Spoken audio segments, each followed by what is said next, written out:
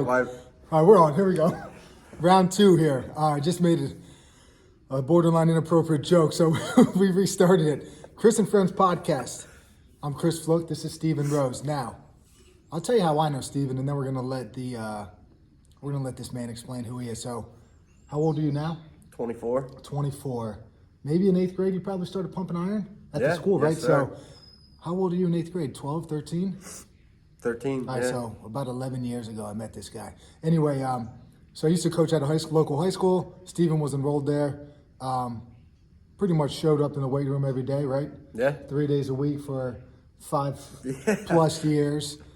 And what that showed is that if you do that, if you show up and you stay patient and you just believe in like the slow incremental progress, great things will happen. It works, yeah. It works. Let's let this man tell us a little bit about himself, more than just what I said. And then, before we started though, we got no plan for this.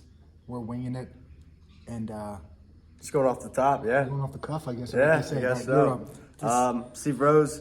I'm currently a sports performance specialist at Lehigh Valley Health Network, and I'm also the head strength and conditioning coach at Bangor Area High School. I like the weight room so much, I decided to make it my job. Yeah. So I get to train young high schoolers, and there's some middle schoolers too that come. And we're slowly building, getting more and more teams into the weight room. My goal is to have every single kid in the high school and middle school lifting weights. Every kid. Every single kid. Just because That's a high goal. People, well, you know what? You gotta set high goals. Vince Lombardi said if you chase perfection, you might stumble upon greatness. Yeah. So if you chase 100%, you might get 98. Yeah, I'm awesome. okay with. That's a lot of kids. That. Yeah, I think a lot of kids. District? Give us a little layout of that district if you know. Do you know how many kids are in that school? That high school? I know it's about the similar size as my high school, so I think there's probably about 800 kids. So like 200 roughly in the class. Yeah, sounds about right. Maybe Maybe a little bit less than that, but either way, it's a pretty rural school, but there's still a decent amount of kids in the school. A lot of farmland. Slate belt. Yeah, man. They used to have a wrestling tournament when I was in middle school called the Slate Belt Showdown. Yeah? Yeah, and that was up in Bangor. Yeah, so, I mean, when you drive up there, it's kind of nice. You got that little, you got those, like, mountainous...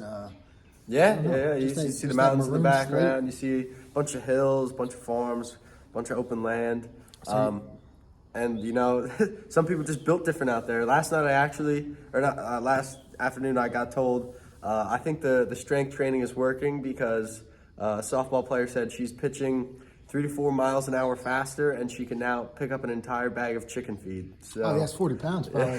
That's a good bag. So, you need that's progress is what that right is. there, progress. See, that's a lesson for everybody. If your life gets a little easier, then it's working. You don't have to, Jack. You don't have to go up in weights.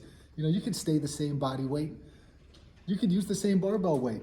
Right. But if your life gets easier, that's progress. If you're picking up a whole bag of chicken feed, that's not easy. You know what she's doing next? The Milo story. She's going two bags of chicken. Yeah. And she's Make your going to be life, eating it.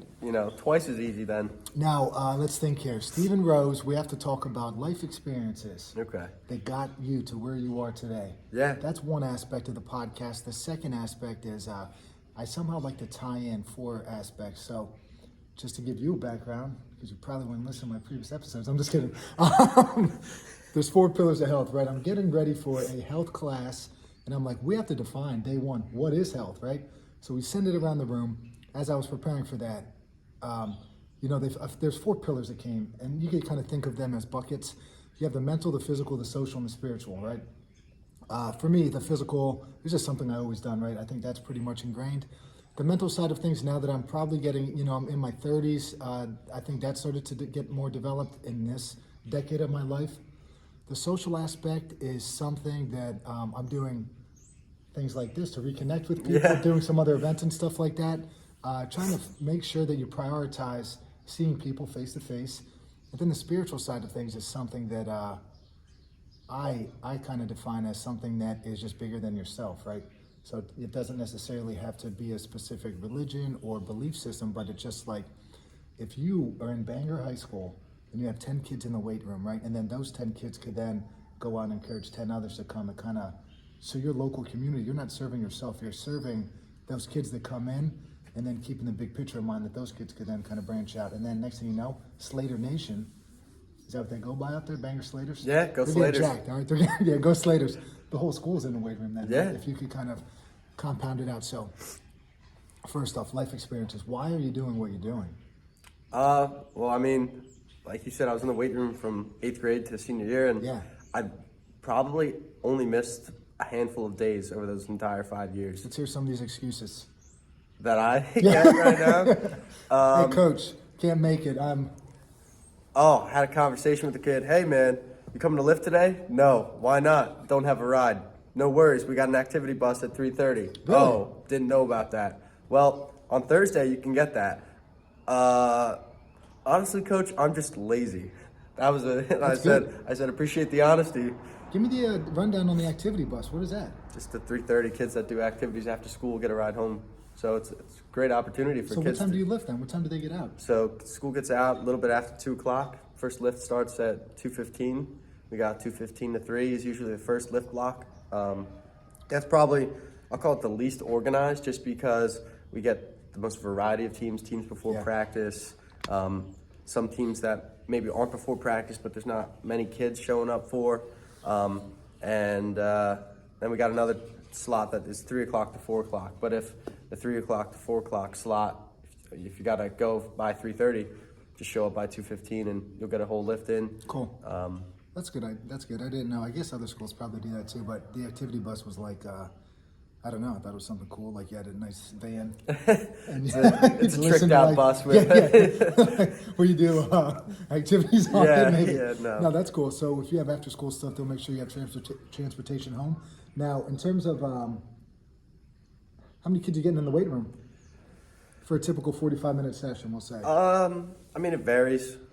Like there might be a sad day where there's only 6 kids, but it's been growing. Is that one sport team then, all those 6, or is it just Sometimes variety? it's like 3 from 2 sports teams, but that's on the, like, I'll say the very minimal days. We're getting to the point where it's usually like 15, 20 kids at least. So is your plan then to, is that your idea to do it that way, where kids from multiple sports could come in for 1 hour, or is that just the way that it was set up? That's sort of just how I do from 2:15 to 3, Right. just because that becomes the most lenient with. Kids have to go home. Yeah, You like can't have there those, was situations I was in where it's like getting a ride might have been difficult or Yeah. having things going on. So I'm gonna still provide a way for them to be able to lift. It's not. I prefer them to lift with their team or get more people in the team to the point where, it's not 3 different teams in the weight room at the same time. But we actually have Team Builder there, which is really helpful just because kids can see the workouts on their phone. It tells them literally everything, sets, reps, how much weight to do, video of how to do the exercise. And I still make sure I'm like going around coaching everyone. What are you making doing sure then? I'm making Drinking sure. coffee? He's drinking No, coffee in the back. no, Hey, you know what I absolutely love? What? I've seen a bunch of kids staring at their phones in the weight room. I'm just kidding. No, I never used it, so I can't be too harsh or critical. I run a It sounds tight like ship. a great idea, but yeah, that was always something that I felt without seeing it, without having first-hand experience, that I was always like, I don't know, oh, let me go check my phone to see what I have to do, and I'm like, I thought we were supposed to discourage technology use in Yeah. our youth population. I'm not saying that that's a knock on you. It sounds like it's cool, it keeps everything structured, kids could follow along, but I don't know, we just used to write it out. Yeah, well, in no, my day? I was writing it out, and then Google Drive became a pain to access. So because of that, I was like, hey, what other options we got? And then Just Team take the easy Builder. way out, you know? Damn. No, do whatever you want, right? If it works, it works. If it works? Yeah, good. And It it has allows- all the videos there. Yeah, and so we were doing writing stuff down for a little bit, but this actually is a little bit quick and easier for me to see everyone's numbers, see whose maxes are going up, see if the team's getting stronger or not, which is important. I think. But the most important thing is having those conversations. Boom, I'm throwing the chicken feed bag up Yeah, on my shoulder. yeah. That's a progress. You're still communicating, you're still engaging, you're interacting. Yeah, and the one thing I do make sure is like reception's a little spotty in the weight room, and that's a factor right there. Is I don't really care if the kids do or don't use Team Builder. At the end of the day, main thing is, are they lifting weights? Are they actually yeah. working out and getting the job done? Are they pumping iron? Are they having a good time? The team aspect, which is why I was asking about how it's set up there. So, there's a kid that would come in here with his family, say a bunch, and very spotty, sometimes super high energy, motivated. This is awesome. I'm coming every week. Other times in a total funk. He had a couple buddies that play football. Now they're all going to the weight room together every day, right? So we had that little, whatever it was, a little nudge socially to be encouraged to go exercise with his friends. And now he's never worked out as much as he's doing right now. So that team component is important. I think when you were in high school, we'd have 20, 25 kids in the weight room. I think the head coaches were pretty good about getting people in there and being on them every day. So I think that is valuable, which is why I wanted to see if it was set up differently now over there. But you still have teams training together, I'm assuming? Yeah. So first, I can just vouch for, some of my best friends right now are kids that I lifted weights with in high school, and we just became friends and we hung out every day lifting weights, and it was good. It was a good way to, get to, Yeah, they'll be friends for life. I think the ones that you play sports with and grow up doing things with, I think there's probably a group. Yeah, there's be friends for life. A little bit of suffering, like pain with the weights, Yeah. But go through a lot. Grow. Yeah. Yeah, go through a lot. Yeah, but it was good stuff. So we got teams that lift together. So the 2:15 to 3 will be a variety of teams, but other than that, 3 o'clock to 4 o'clock, we'll have maybe it's football lifting together, boys soccer, the whole wrestling team will lift together. Field hockey lifts together, so there's a 4 o'clock to 5 o'clock slot also. Girls basketball's in season, but they lift together. Boys basketball lifts together. There's a tennis kid that comes in, so he lifts with some of these other teams just because he doesn't have a team to lift with, but I'm still want him to get that camaraderie of working out with others. Baseball's starting to grow a little bit. We're getting some more baseball kids in, and so they lift together. Are you doing different workout programs for the different sports? Sorta, kinda. I think a lot of getting more athletic is the main thing for all these guys, but at the same time, some of them maybe start day one in, September or October. So they've advanced a little bit further than someone who's just showing up for the first time now. So maybe it's the same time, same stuff, but at a different mark in time. So 3 months back in time compared to what maybe boys soccer was doing. Yeah. Well, I think you have that component of biological, how old are you? Me and you could both be 15, but if I've been working out for 3 years, my training experience is 3 years. So the person with 3 years of training experience should be doing 3 years. They have that little 3 years of foundation already that they could do something probably else, do a little bit more. We probably talked about this too before, you have the baseball kid, right, that his older brother might have this great college program at St. Joe's or whatever. And that guy worked out for 8 years, and then that's why he's doing the program he's doing, because he worked out for 8 years, whereas the high school kid can't just do the college program. He has to put in the 8 years. Oh, right. So I think that's important too. I just wanted to bring that up. I just want to bring that up. So I think it's important for people to hear that, right? Coaches, parents, whoever, that you have to, you can't just start here. It's got to be, you can't go sports specific, Major League Baseball, Tom Brady program. It's you got to put in the work first. Yeah. Get athletic, get strong enough, and then maybe at some point in your life you could kind of specialize a bit. But I think you need to start be a generalist before a specialist. Yeah, absolutely. Yeah. There's a kid, awesome kid. I have a good relationship with him. But I think on my first week there, he takes me aside. He's like, "You're the new strength coach?" So I said, "Yeah." He goes, "This is what Wake Forest is doing." He's got YouTube out, and I was just like, "Hey, man, That's cool. Thanks for sharing." We're not Wake Forest. Yeah. Also, I haven't seen you in the weight room yet. So what's your name again, son? let's get in the weight room first, and then. You've been here for 30 minutes, and you're just watching YouTube videos. He's like, "Yeah, YouTube can do your job for you." But that's interesting.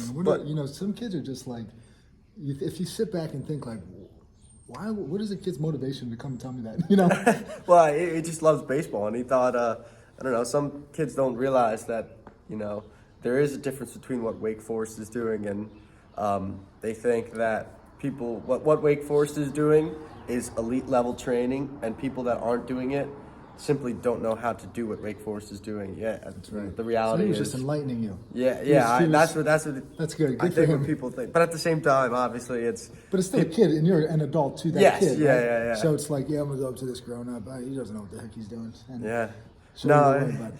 He's a good kid though. We figured it out, and he's doing another game. It sounds like he listens, and I just kept asking him why. He's like, I got to increase my exit velocity. He's like, well, how do you do that? These numbers, dude. I don't know, increase my arm strength. Okay, well, how do you do that? And also, what else goes into it? And then just until he couldn't give an answer, and then I was like, how about this, this, and that? And he's like, oh, that makes sense. And it's like, how about we show up to the weight room and lift Those some weights? parameters are cool, Yeah. but they're not for me. Yeah, no, I don't. If somebody comes in and talking exit velocity, this is probably not the right spot for them, honestly, because I'm not. We're not here we're not doing that. People that want exit velocity increase want that immediate gratification. Was there some sort of thing off the bat too? What is exit Or maybe velocity? that's exit velocities off the bat, and then pitching velocity, something like that. Where they're getting timed on all this stuff, and I'm like, you know what, the kid hasn't worked out ever. Right. Why are we timing his dash to the first base? Like, what are we doing? Right. And if you trust the process, you increase your throwing 3 to 4 miles an hour and pick up a bag of chicken feed. So, it does the By weight. default, it just happens. It's it's an automatic. I don't want to say correction, but just an automatic improvement. Yeah, and there was also there's 2 girls that did a pull up for the first time in their life yesterday. So it's like, yeah, they were pretty pumped up about it, and they're probably gonna be a little bit better at softball just by being a little bit stronger with things like that. In my experience, those girls then went home and just probably told their parents and told anybody that would listen and about how good they felt about themselves. And I think not just with girls, but in general, self-esteem, self-efficacy is I worked towards this. It took me 8 weeks, right? And they put in the work to get there, and that is going to make it stick longer than the person that could just roll out of bed and do it, Right. Because that person that did that they might not have ever had to work, So I always thought that too with the youth sport kid that dominates. I think they miss something because it's that combination of athletic ability and work ethic. So overcoming a challenge. If you're not challenged, you're not overcoming anything. It's and if you have the ability but you don't have the work ethic, eventually I think that comes back to bite you in the butt, and you'll get surpassed by those that do have the athletic ability, those that do have the work ethic, and those that will continue to grind it out, I guess, so to speak. Trust the process. You threw out there earlier. What is your process, Stevie? What is the process? process? You said trust the process. I want to know what it is. Just keep it real simple. You said general to special, but we keep it pretty general. High school is pretty generalized lifting. It's general preparation. There's not, you don't need to be incredibly specific at the high school level. We just learn to squat well, hinge well. Some people don't even know how to push their hips back and use their backside of their legs. So how often? What's the number one most annoying lift? Not most annoying, but the one you lose your patience with the most trying to teach somebody. Trap bar deadlift, I guess, is a struggle because I feel like it's my fault. I'm trying to give all these different cues and show them how it's supposed to look, and then they go like this, and then they pick it up. And then do you just say no to them then? Yeah. Hey, is this it? Or you ever just no? Yeah. Yeah, that's where I'm at now. I'm just going straight on. That's not it. So put it down and fix it. You got to do it. I think mine was the RDL. That's what I was going to say. I thought you were going to go that route. Teaching kids back in the day how to lower the weight without rounding the spine. It's the same idea probably with the hex bar, right? They just want to kind of round to pick it up rather than bending at the hips and knees. Yeah, that's funny. Same idea. So what do you say? Do you ever have to walk away for a moment and come back? No. I don't know. You could I'll either raise the trap bar up sometimes, or I'll we have mirrors. So I'm like, hey, I'm trying to coach you and I'm failing, but luckily this mirror is right here and you can see exactly how you look. You know what it's supposed to look like, and go figure this out. But usually start body weight first before. So what do you do for a body weight hinge? Body weight hinge. I just pretend you have dumbbells in your hand like you're doing a dumbbell RDL, and and just run them down the front of your legs, kind of thing. Yeah, and just bend and think about reaching for the wall behind you. Yeah. Trying to keep your back flat, but that's just been. Well, some people can't organize their trunk area and stay in good posture with a load too. Right. And I think that's a problem too. It's no matter how many times you tell somebody, they can't do weight right now, or they can't do the weight that's on the bar. So that was always frustrating too, because I always feel like kids wanted to go, and their buddy was doing. They probably worked out for 3 years. Just to use that example again, 185, and they can't organize themselves to do 85 properly. Yeah. And then they rush into it, and the next thing you know. Yeah. Sore back, all that crap. Well, I think there's this, for me at least, showing up, it's man, I want to get these kids as strong as possible, as fast as possible. but that's not the right approach. And obviously there's a method to it of doing it the right way. So it sucks when I'd have a plan and I'd realize, you know what, this is maybe a little bit too advanced and we have to take a step back, or maybe they're not ready for trap bar yet, or maybe I have to take a break with front squats and teach it a little bit better. But then usually after that week or two step back, then it's like suddenly a week or two step forward, and I was like, okay, well, maybe we are at where I thought we were at. So just making sure that I don't push the kids too far ahead too fast, because I would love to be able to get them hang clean and 225 and all that fun stuff, but that's probably going to be a couple years down the line for those things to happen. Yeah, I mean, I think I heard too, it's like, being a coach is pulling back more than pushing forward at times. Yeah. It's not everybody's like super motivated to go hard, but I think kids do want to progress faster than what is required maybe to do it safely and effectively. So I think that is probably a big part of coaching. If it's just push, eventually kids are going to break down somewhere. Right. And if you're a coach that doesn't care about the kids that breaks down, I don't think that's good for the overall program or anything like that. It's just focused on pushing those that can be pushed and not the whole. Yeah. I mean, I think rule number one for me is do no harm. Like, I don't want anyone to be injured walking out of the weight room. I don't want anybody to be in pain. There's a difference between discomfort and pain, and no one should be in pain walking out of the weight room. So that's something that I always keep in mind. And, for that reason, I'm not pushing kids too far ahead, because it's like it's not worth risking somebody getting hurt, putting a little bit of extra weight on the bar. And, I'd rather take an extra week or two to get to whatever goal that they're trying to get to than going too fast and hurting themselves. Yeah. Where this whole process, like we're talking about trusted process, what you do, generalist versus specialist, but then just your experiences in general, right? So we talked about how we met, kind of. You were working out in high school, and then from there, what are some things? I guess we could talk about some different stages of development, maybe, and like, what do you have any memories that stuck out? High school, college, and then post-college type of stuff. Like, is there anything like? Was there a moment that you were like, hey, this is kind of what I want to do in those high school years, or was there like lessons that you learned back in those days that you still kind of keep in mind? Anything like that? I mean, I go to Shirk's class. What did he teach you? Taught me that people like doing things they're good at. If he's listening to this, he's fist pumping air right now, because I remember that. You were good at lifting? Is that what you're saying? I think so, I guess. Or I liked lifting weights or whatever, and so you liked I eventually got good at it. So if a kid comes to you now like, hey, I want to do what you're doing, what do you tell him? I'm going to say, spend some time with me in the weight room and help me coach.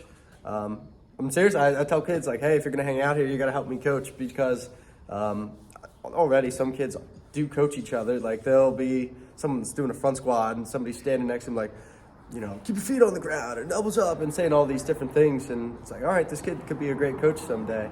But I just think being exposed to coaching as much as possible is really important.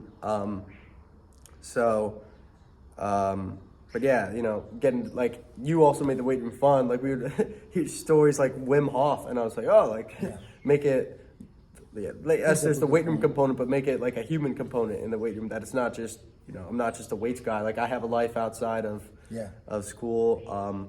I think it's really, I'm actually in a really awesome position, because it's like I'm a pretty young strength coach, so I could have a pretty big impression on a kid. Things that I do could maybe be viewed as cool compared to like some 50-year-old guy shows up for the weight room for the first time. They're not gonna think what he does is cool. But if I'm saying, like, hey man, like, how are your grades? What's one thing you learned in school today? Which is, I like to ask that question a lot. Things like that could make me. I think the number one answer is nothing. We're getting away from that now. Kids know, so I don't take that for an answer, and they know that. That's a default mode. That and hey, what kind of music you listen to? Like, oh yeah, I don't really listen to. No, I don't know. That doesn't matter. I like everything. I'm like, no, you don't. Okay? You got it. You got to give me something. Yeah. Crap. I was going with so the connection part, right? I was talking about the last podcast, Megan Daring. She asked me what my core values are. one of those was a topic that we discussed. Education, learning, reading. If I didn't, and I told her that socially, I need some ammo. You know, like it's hard to connect with people. So I would just, like back in the day, I would just consume and read as much as possible because there's that one person, an adult comes in or a parent, oh yeah, I've read that book. And then boom, automatic connection. Or you ask somebody, hey, can I borrow that? Or do you have any good recommendations? Automatic connection. That was always something I went with. And one thing that I like is when I hear people around your age, I used to do like these barefoot runnings on the football field. And somebody recently was like, yeah, did you used to do that? I was like, yes, I did. So I was like that weird guy that talked about, I mean, Wim Hof's kind of the man now. And that was a long time ago when you were in high school. And I was like, so I don't know, I guess consuming things allows you to open up the door for more conversations with people and to connect with people. Yeah, and I also remember talking about boxing or UFC or like whatever, somebody left hook to the liver. Oh, Bas Rutten, the liver shot. Dude, yeah, Bas Rutten is the man. He, kidney, liver. We used to do you do the boxing workout ever with his voice? Probably, yeah. Once cool. or twice at the old gym, yeah. Boss is the man. He does this breathwork stuff now where he has a thing that it's pretty much just really forceful exhalation with restriction, and it builds your lung capacity. Like, it's called the O2 trainer or something like that, but he has this thing here where he just kind of is healing lungs now. Yeah, I'm a little skeptical of that. I've seen and guess that. what? What? Fossil, I'm sure he has the support. Listen what you got to do. You can be skeptical all you want, but you still have to read it. You still have to see what he's saying. You can't just say no. Like me with Team Builder, I never gave it a chance. I'm bashing it. CrossFit, same thing. I never did it. I'm like, dude, I'm not going there. Why? I don't know. I got no reason. I never really. You try to understand it. But you know what CrossFit provides? Sense of community for people. They need social, it. Yeah, and it gets people working out. So my buddy's got a theory. He used to be a CrossFit owner. He also saw other sides of it where it became a place to avoid. You go and hang out with your friends on the weekend rather than deal with things maybe at home or things of that nature too, where your community was overtaking some of the I don't know, things that should be maybe non-negotiables. Everything's good in balance. There you have it. Moderation. You heard it here first. Stephen Rose. Yes, no one else has ever said that. That's an original. So we're talking about reading. You usually give me crap about reading, but I just told you why it's important. But we also need to get in the game, right? Yeah. That's a big thing with you. I think you got to apply what you're reading, definitely. Yeah.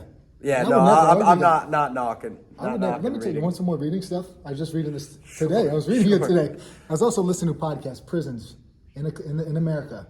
It was 76% of inmates read at a level 6th grade and below. They implemented a reading program. If you're an offender, you leave prison, you're 70% more likely to recommit a crime in the first 5 years. They put in this literacy program. That number went from 70 to 16%. These guys would get out of prison, they couldn't even read a job application. They couldn't figure out how to navigate what a PDF was, and all that crap. So what did they do? They found themselves getting back in trouble. So what they try to do is encourage literacy. Yeah. Which I'm thinking is my new, I want to try to somehow intertwine my love of reading, the love of athletics, and physical activity into some sort of social, some sort of work program, Stephen. Yeah. I never told you that before.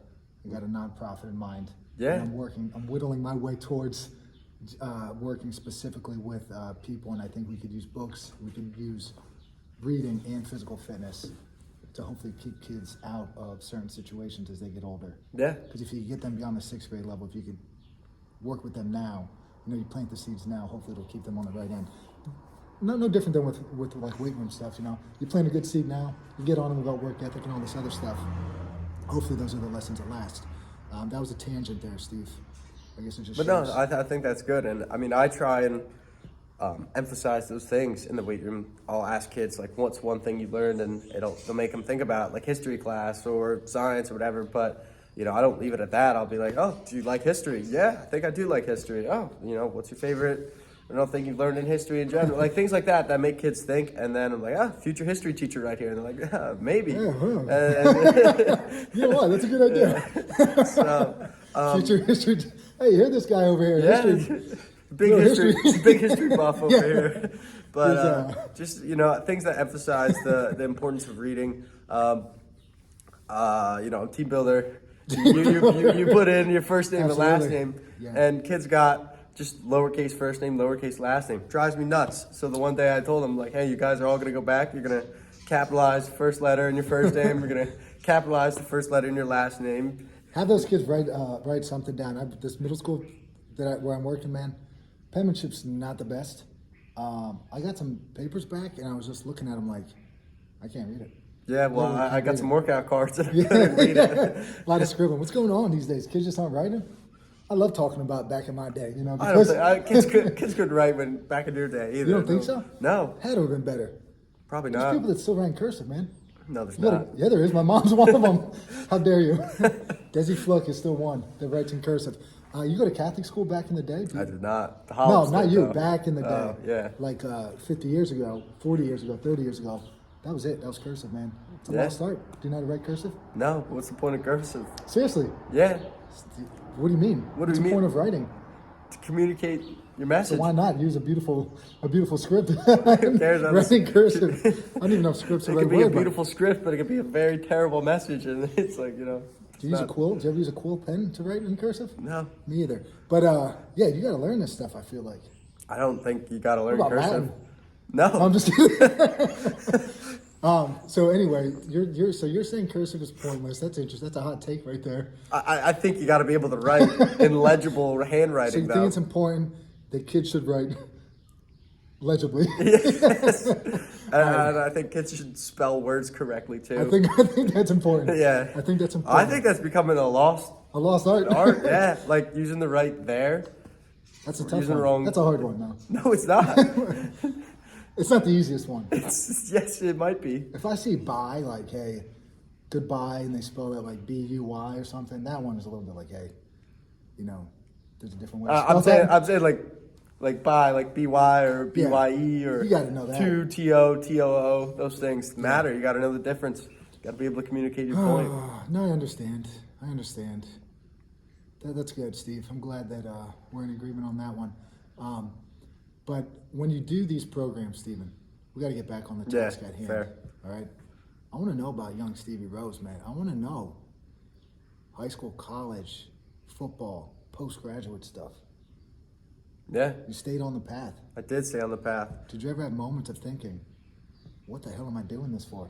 Honestly, probably not. Cool. Like I early on, again, back to Shirk's class, it's career exploration. So you're looking at like things that you could do. I think my three options were like, Well, 2 shout outs for that guy. yeah, Chad Shirk. personal trainer, computer science, or maybe engineering or something like that. But then I quickly realized that, I didn't want to do the other two. I wanted to be involved in teaching people how to lift weights. And so I think by like sophomore or junior year, I knew that that's what I wanted to do. And so it's like I was paying attention as much as possible to like why we were doing whatever we were doing. Willie Giasitz showed up, I think either my junior or senior year, and he becomes another mind to hear his thoughts and explanations for things. Should get him on as a three-headed podcast. Yeah, that'd be a legendary Willie G, podcast you think right so? there. Yeah, he's a beast. I talk to him pretty often, so like he's still a mentor to me. Also, giving me his thoughts on things. But then, so between you and him, I had two interesting like perspectives on strength training and the what and the why. And then I went off to college, played football at Undersized college, so I got to What's that experience mascot there again? the Bear. Oh, yeah. Go Bears. That's right. And so, that was just another strength training program that I got to participate in. And I think the fact that I was participating in multiple different strength training programs, but like you all had your CSCS and you all were pretty educated on how to coach strength training. So that was really, really helpful for me, just because there's some kids that have experienced strength training by people that aren't maybe as educated in the science or the theories of strength training. And I was going to ask you that, man. You go on your Twitter page, you get a little heated. no, I wouldn't Or say sorry, that. X. You don't like the garbage out there, Steve. You get fired up, man. Occasionally, but What if we'll go to Family Guy reference? What grinds your gears the most? what grinds my gears the You most? just said you had some coaches that were somewhat educated, right? Mm-hmm. That were hopefully somewhat of a positive influence, right? And some people don't have that. So when you see some of these examples of what you would deem nonsense. Like, is there something like the hex bar deadlift would cause you to lose patience trying to teach that? What? I think you're the only one that lost patience with the hex bar deadlift. No, it was RDL. It was RDL. No, I would say the one thing, the thing that grinds my gears the most is when people say things that literally are not true and they claim it for fact, and I can't Trying to stand that. differentiate fact from truth from untruth, I guess, these days. I just don't trust anybody. That's what I'm talking about. Yeah. I hope I played a role in teaching you that. That's what I'm like. But, Stone Cold Steve Austin taught me that, by the way. Do just- you know who that is? DTA, don't trust anybody. When I was a kid growing up, man, pro wrestling taught me that. Some people were watching, what were you watching? The Mandalorian or something? Star Wars? I was watching guys getting after it in the square circle. Yeah, I was watching like Phineas and Ferb or something. Meanwhile, this guy was flicking people off, drinking beers, and telling people not to trust anybody. But anyway, that's one argument. That's 1-0 you on generation. If the new generation's soft or not. Yeah. Back in my day, we used to. Anyway, so with that though, you've got stuff that says something is absolutely true. You have stuff that says the exact opposite is absolutely true. Something I was trying to get across earlier with like whatever the CrossFit example and stuff was like John Stuart Mill, 1850s, writes his book On Liberty. And he said, in order for you to understand your argument, you need to understand the other side. When you understand the other side, you're going to have a stronger argument, all right? Or you're going to learn that my argument's flawed, but you cannot tell the other side to shut up. You cannot tell them to go hide in the corner and be quiet. Let them say what they have to say, and if it's foolish, that'll be exposed. Now, it seems that some ideas aren't exposed. I don't even know if you agree with this comment because I think you see nonsense no matter where you look. You could see nonsense, I guess, depending on where you look. But I guess maybe you need to filter it a little bit too. What's that? Tell a lie big enough, loud enough, and long enough, and people start to believe it. Who said that? Hitler? I think he did say that. I don't know. No, his propaganda guy might have said that, I man. swear. I think that's a Nazi propagandist. All right, well. Anyway, so be careful who you're quoting. Might need to rethink that one.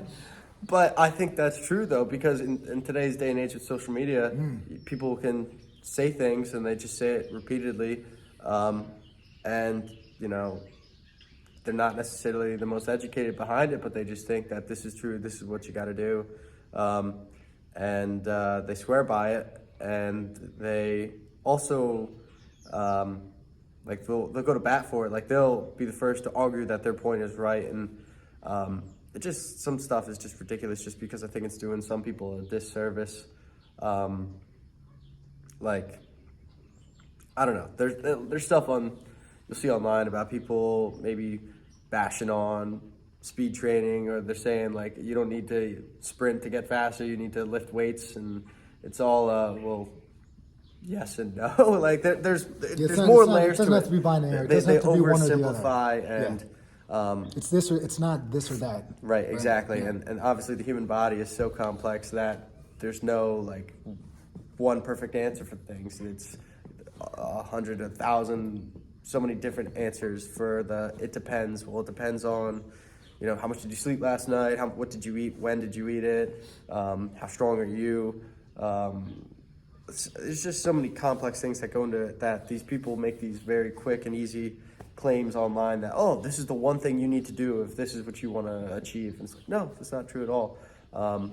But I actually stopped arguing with people because I read a book, nice. audiobook. Dude, so I didn't.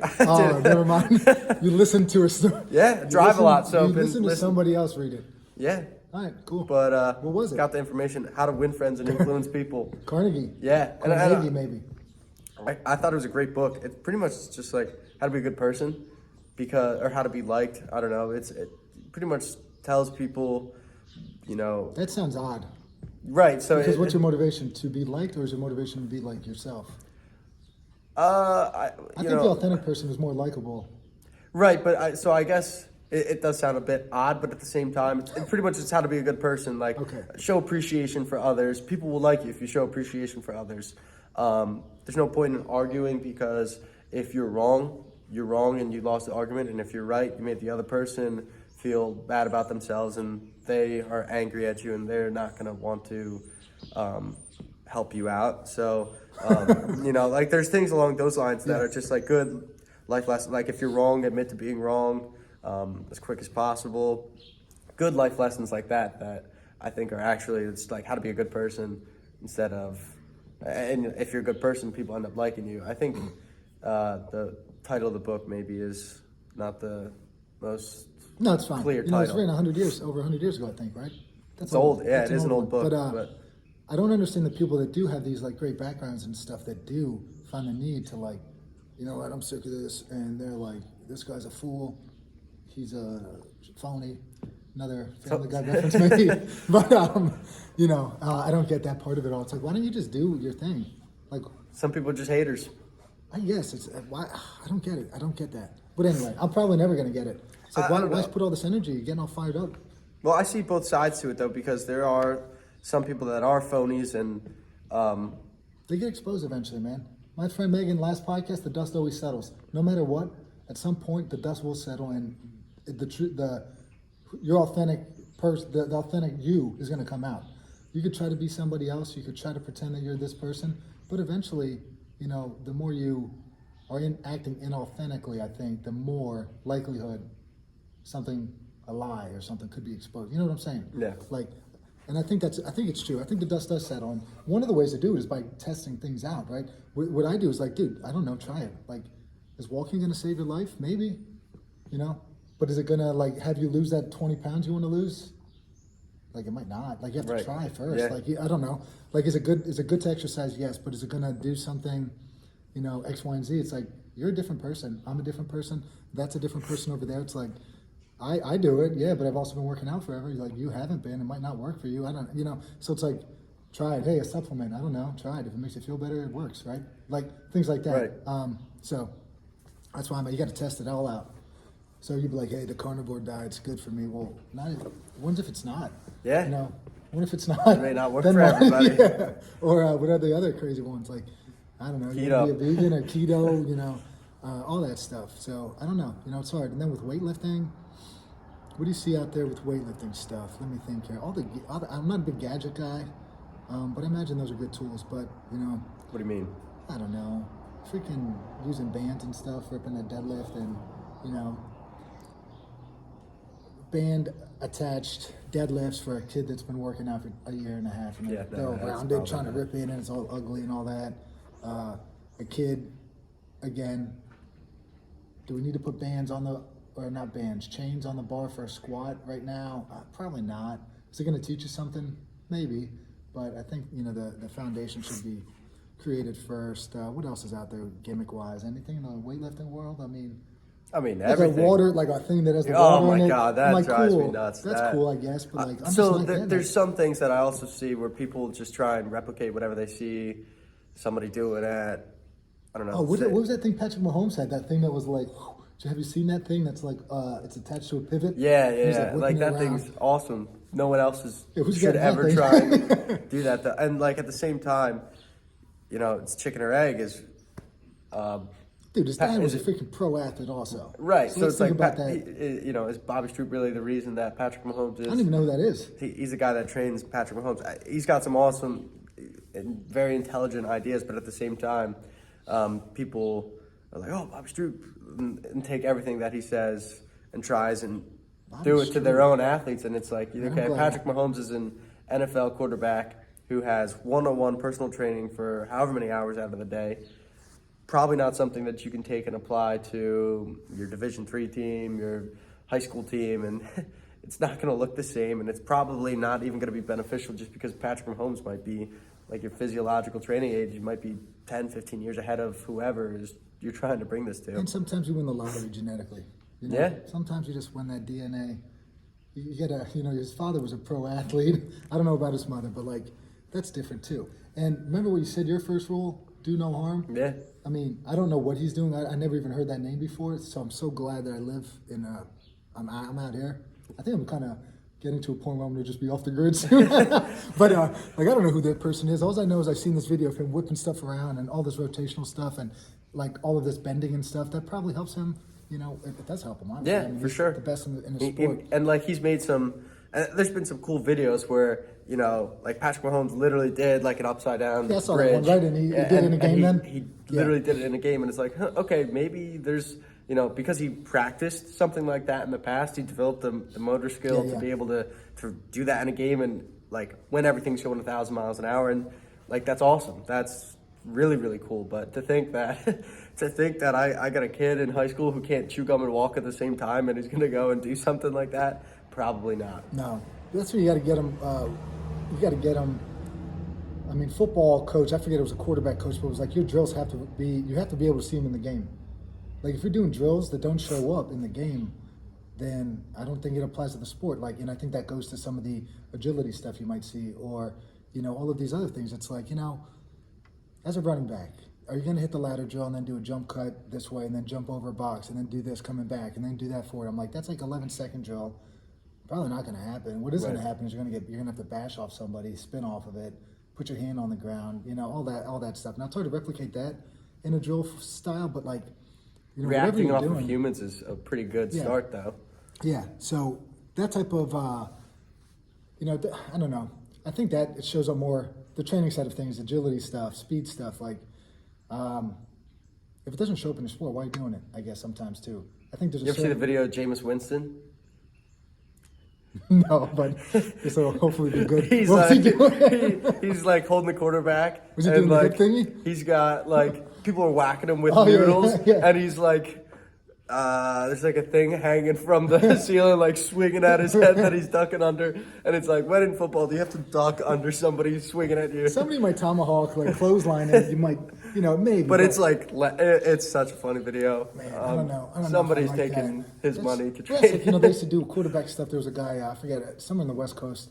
This is like late Donovan McNabb era, and then 5 years after that, we'll say. So 10 years ago now, but they're in the ocean doing their dropbacks and doing some sand stuff, and I'm like, I don't know. But it's exercise and it's keeping those guys healthy, and it might make them feel good. So they already have the talent. Right. You know, they're already pro, so maybe that's okay. As long as they don't regress, then they're set. So when you were talking about that bridge that Patrick Mahomes said, that brings me on to a good point, man. Grappling. Yeah.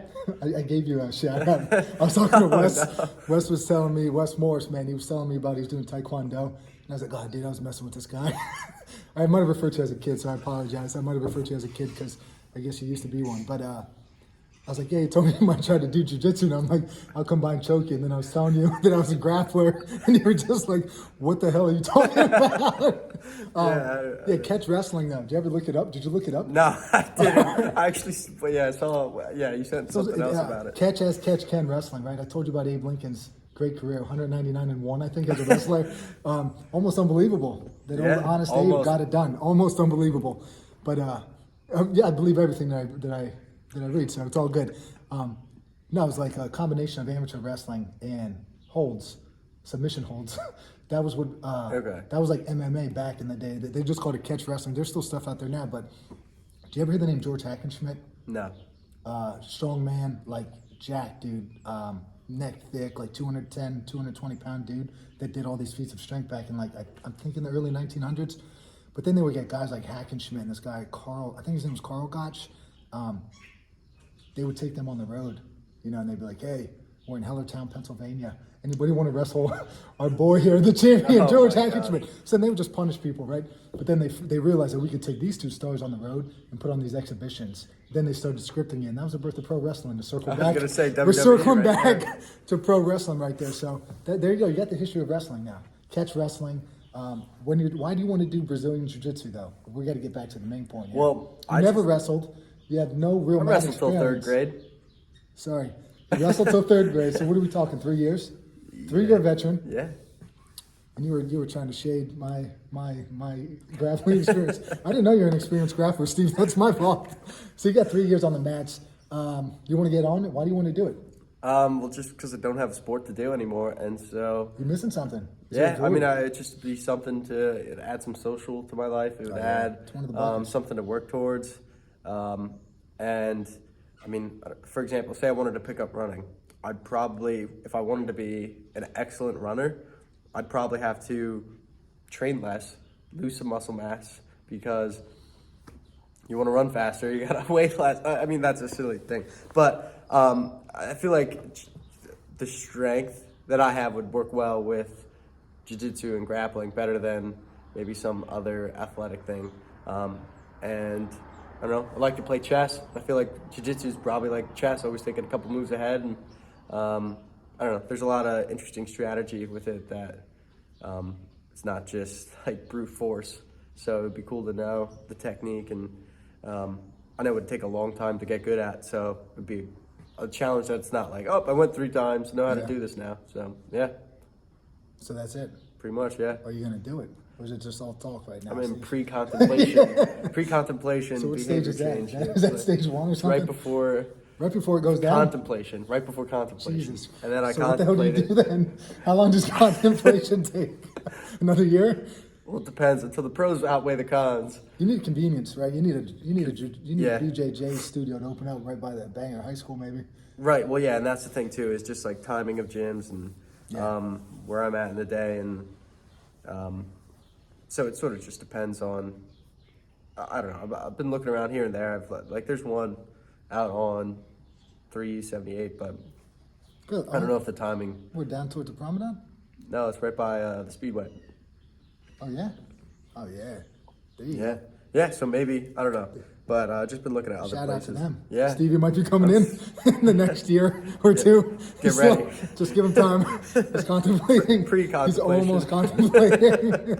So be patient with him. He might get there.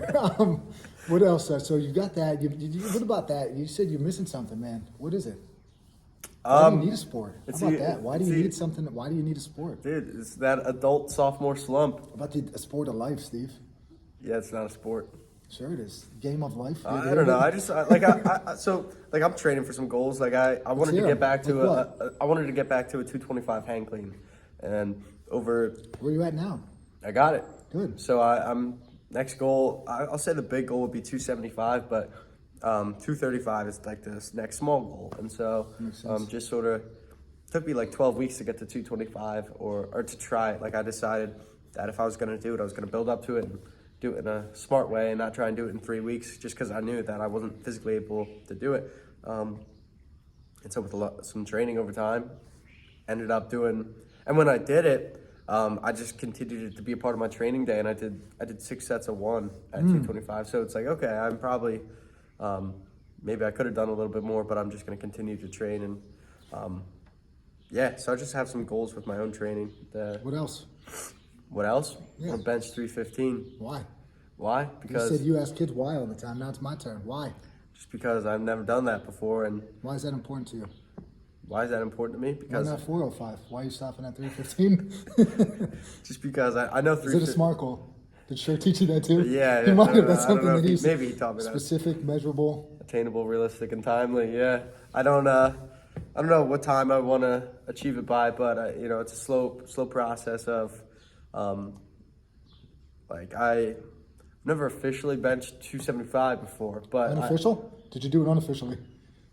I think I could do it. It's never been official. But so there's small things I want to do to get there, but big goals or certain things like that that'll keep me training, because it's like I have in the back of my mind like I need to work out today because I want to achieve this, and I want to achieve this because I think few people I know can do something like this, and I want to be. You want to be superior. Yeah, I You want to be guess. the top dog. You want to let them know. I want to be you better can than them. dominate them. I want to be better than them. Yeah. So you want to dominate the world. Now, I mean, I think the bench press record, raw, 750. Is that in your sights? I mean, because that's real domination. Yeah, probably Something not. like that. So if that guy looks at you at 315, he'll hammer that for a quick 10. Yeah. No warm up. How does that make you feel? Probably gets out of breath going up the stairs. So Oh wow, you're taking shots. I'm just saying, like Shots I fired. like a Steve. holistic approach to I got out everything. of breath a couple times going up the stairs. So do I sometimes still. So. Depends on how many stairs there are. Yeah. So, they wipe me out sometimes. Did you ever go up a couple flights and you're like, why? Am I breathing like this after, like you're in a hotel? Yeah, I screw it, guess, I'll just yeah. take it. That never happened to you, or is that just me? Sometimes. I understand. Yeah. I understand. Now, you're talking goals. It sounds like your goals might feed your ego a little. Is that true? Maybe. Yeah. Okay. Everyone's got a little bit of an ego. But yeah, I mean, why? It's nothing wrong with Bestseller, that. ego is the enemy. Ego is the enemy. Yeah. whenever the ego comes out, man. Well, yeah, you got to keep your ego in check, but I think everyone's got an ego. Okay. I don't have a rebuttal, so I'm just Fair saying enough. okay to that. Now, I want to talk about, do you got a time on you? I got to change some lives today, Stevie. 9-10. Oh, good. Your father, is he still pumping? Is he working out? You told me before there was some, first off, just introducing the importance of physical fitness to your dad. I know that was something you really wanted to do. Yeah. And he was embarking. Yeah, he was doing it for a while. He got away from, he was doing, I think, some push-ups, some rows, and I forget what the third thing was. But he actually ended up shifting towards, he did the elliptical machine pretty religiously. And so, you know, if that's what he liked, and I thought that was like, I thought it was really good that he was doing that. Yeah. He'll have like these bouts where, you know, he stops for like a week or two, but that he usually is pretty good at getting back into it. I don't know if he's done it. Like, I think he might be on like one of those 1 week or 2 weeks of like, you get sick, you stop doing it, and then you need that nudge back in the right direction. But he's been. But what do you say pretty to good at somebody it. though, like that, never really worked out? What was the process again? I mean, you're doing one set of stuff in the beginning? That kind of thing? Yeah. I think I told him, you know, we'll do one set of 10 push-ups with your hands on the side of the couch. And, You didn't tell him to drop and give me 20 first day? well, I think he was pretty amazed at how difficult 10 push-ups were. Yeah. And Yeah, it could be discouraging. They are hard. You don't do them for decades. well, he was motivated by it. You know, he didn't like how difficult it was to do 10 push-ups with your hands on the side of a couch. So Right. it was something that he ended up building up more. Nice. But that's good that you thought to do that.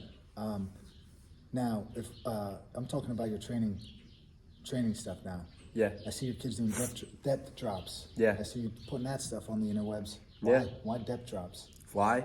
Because one, I think it really is good at building the brakes. So like that will be one. I think if you can, any kid that can jump, their landing is going to be the same. Like whatever their height is going to be is their max jump height. They're doing a depth drop, pretty much the same thing. Sorry, where are they dropping from relative to their? So Are you just testing? I this stuff out well, I right just now? started with as like maybe stepping off of a bench, which has got to be, you know, maybe 18 12 to inches off the 16, ground. yeah. Even maybe It's less. bigger than that. That bottom one's 12, so probably like 18. Is it that? Yeah, it's probably right about there. So it's probably like 18, which for some that is a little bit higher than their jump height, but at the same time, it's controlled enough that, you know, if they're able to control it, they're able to. I want them holding the bottom for a second, and so one, I think it just is really good to build good landing mechanics. But two, there's also Joey G at FAU. Now this is like overcomplicated, but I tried to simplify it to bring it to high schoolers. Reactive strength index and your ability to absorb force was really highly correlated with whether it was sprint times or jumping or something like that.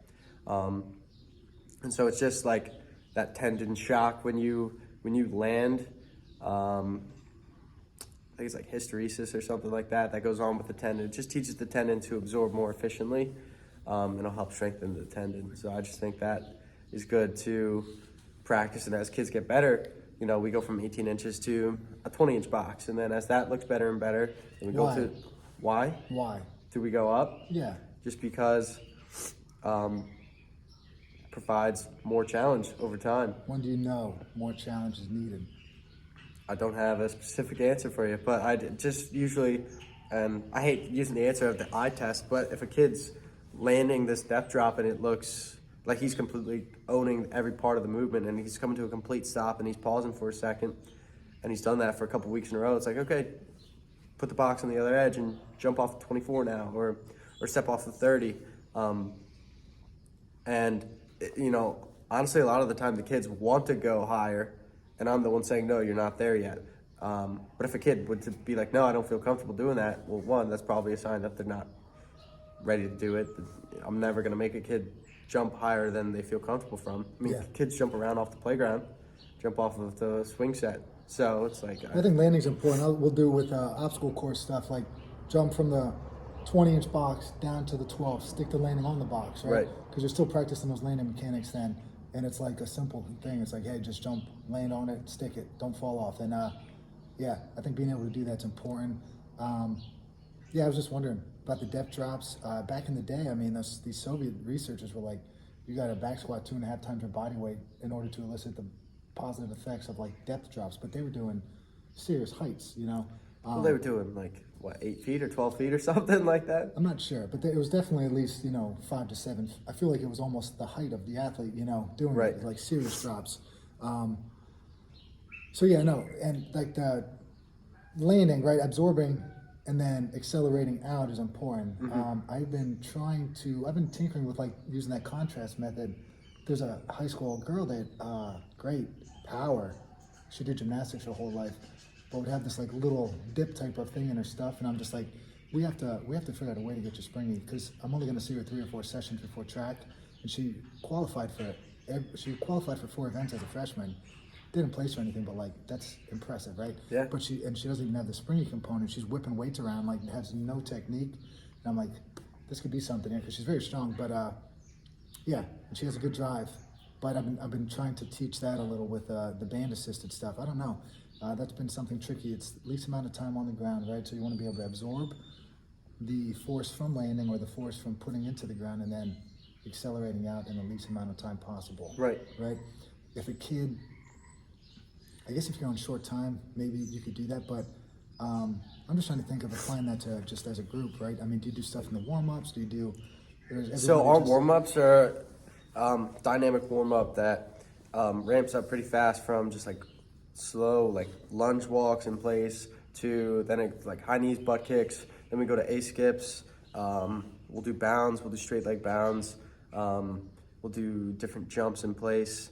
We'll do build-up sprints, and then we'll sprint. And I have everyone always sprinting before every workout. Tony Holler. How many? Feed the Cats. You ever hear of him? I was just going to tell you, prime times?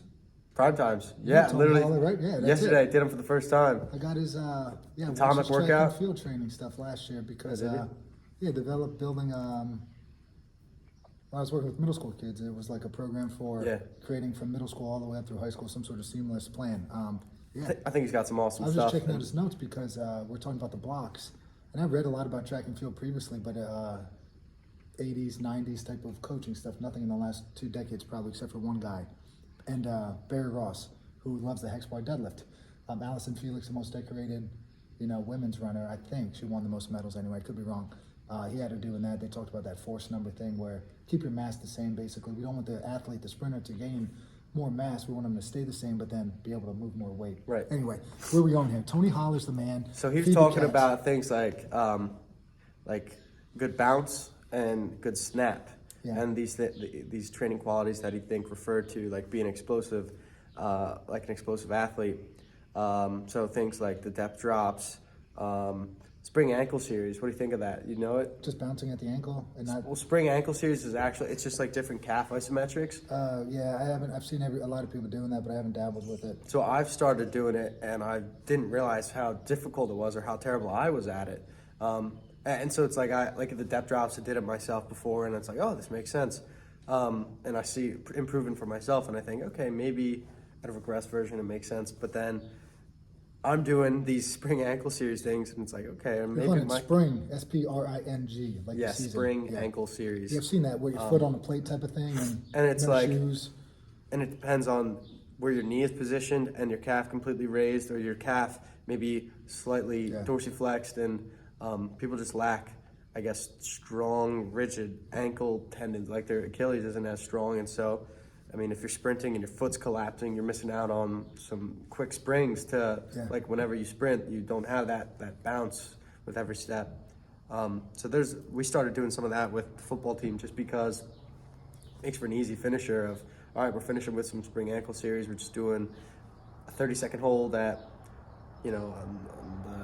whether it's your calf is raised today, and then the next day we do one where your foot's on a plate and your heel's floating. You have a partner pushing on your shoulders, and see some of these kids, like their calf is like twitching, and it's like, okay, so these kids are learning to fire their calf for the first time, and maybe it might be I think it might be the number one limiting factor for a lot of people, a lot of kids, when they're sprinting is, if they're running flat-footed, they just have no ability to absorb force with their feet and sprint on the balls of their feet.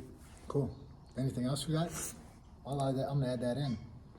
Adding that, we're trying to get more springy, right? That's it. Being an athlete, you want the bounce is what Holler said. What else did he say? What was the words? Bounce and what? Bounce and snap. Right, and those are just two things those are like those cue things too, where it's like you don't want to, whatever you just said to me, it's hard for me to comprehend what you were just talking about. Yeah. But if you could just talk about being bounce, bounce, pogo stick type of thing. And like you could see athletes that are good at that and not good at that. But even just trying to cue up somebody that's not good, it's a little bit easier to just talk about that component of it, and which is important too. I guess how you the message that you have and how you reiterate it to a child or high school kid or whatever. What else, man? Anything else? Tired is the Enemy. I'm excited for his book to drop. But he's all Tony Holler. He's dropping a book called Tired is the Enemy, and he's got programs on his website, dude. Like 18 to 25 different like module type stuff. Very affordable. Track and field, the combination of blending track and football specifically. He's got an awesome podcast that he talks with people on speed training, and he also, I'm drawing a blank on what I was gonna say. He's got some just really good stuff. YouTube. He's got YouTube videos of how to do everything. Good. So that stuff is really helpful too, because he's got like this atomic speed workout or warm up or something. It takes 15 minutes, and it's got some drills that you do all out for like 5 to 6 seconds. You do it once every minute. You read about his X Factor workouts and track? That's what some of them are. Okay. Yeah, 5 to 6 second things, right? And then, so he's got the X Factor, and what else did I like that he does? Time sprints, record, rank, publish. Yeah. And he puts out he records like a newspaper article and gives it to the track families after every meet. He has everything ranked and it's cool. He gives these great updates, so everybody's well aware of what's been done, what this person has done, and what this person kind of needs to move up the tiers, so to speak. Nice. Yeah, one thing I like too, he did these timed runs, and he does a lot of full breaks, which is good, like 23-second runs. So he's like, our high school boys, we want them to get our 200 meters in 23 seconds. The 23-second sprint. So, and then you take 5 to 8 minutes, and then you do it again. And if you are not within 5 meters of your first one, that's the goal anyway. And I think if you're not, then you're either deconditioned or I don't know what. Pretty much you're deconditioned, and you probably need to go home at that point. If you take the full, or you're not recovered enough, I guess too. You could rush that and do it 2 minutes later. He's all about don't rush it though. Yeah. And there's one thing I enjoyed too was on cold days like this, like spring track starting. What time you got? 9:21. All right, I gotta get out of here. With track, it was, on these cold days, we don't do any speed drills. We're gonna do 20 100-yard tempo runs basically on the minute, and that would be it. Then you go home. So just being smart. It was about doing less, kind of like what we said earlier about coaching is about pulling back sometimes. Yeah. Quality reps over. More isn't always better. He's got a picture of a hot dog like covered in mustard, and he's like, more wasn't better there. All the stadium stairs, the hill sprints, the distance runs for the sprinters, not good, not necessary. If you want your kid to get slower, maybe do that. I love it. He's the man. Feed the cats. Yeah, feed the cats, anything bro. Else? Feed the cats, bro. No. What are you doing? What time you got to work, man? Heading out to work after this, Yeah, me too. Got to go change lives. PE today. What Yeah. should we do? What should we do? Play a game. Make it the best part. Oh, that's also what he does. Sorry, one other Tony Holler shout out. Make workouts the best part of the kid's day. That's right. And he's like, sometimes maybe there is something that might be a little bit better, but if the kids are going to hate it, it's a little bit of a compromise. It's like make whatever can make this kid the best part of their day. When you like something, you'll do it. You'll be good at it. When you love something, you'll be obsessed with it, and you'll try and be the absolute best at it. So Absolutely. I thought that was good. That's what I'm trying to do. That's it right there. That's what we got to do. Make your workouts, if you're a coach, make the workout the best part of the day. What else, Steve? What was that other line that you had earlier? Moderation. Moderation. Just kidding. We're out of here. We got to go to work. See ya. Later. Peace.